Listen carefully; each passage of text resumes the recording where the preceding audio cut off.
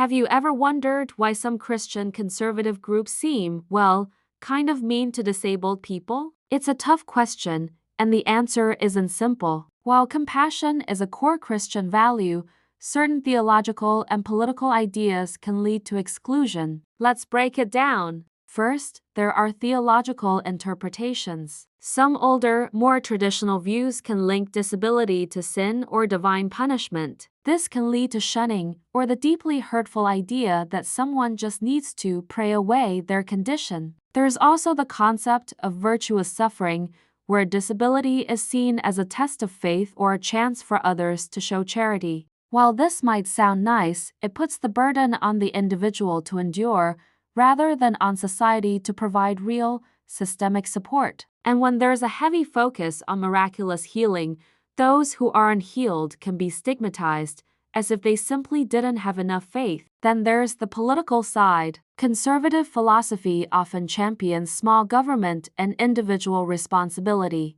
This can lead to strong opposition against social safety nets like Medicaid or food assistance, which are lifelines for many disabled people. These programs are sometimes labeled as socialism or an overreach of government power. We saw this during the fight for the Americans with Disabilities Act, or ADA. Many conservative groups argued that the cost of making buildings accessible was just too high. In fact, some religious institutions have even lobbied for exemptions from the ADA, allowing them to legally exclude disabled students or employees. Finally, we see these ideas play out in social issues. There's a strong cultural emphasis on pulling yourself up by your bootstraps. This can lead to viewing disabled people who need assistance as lazy or dependent, completely ignoring the real physical and societal barriers they face. More recently, we've even seen disability weaponized in debates over social issues,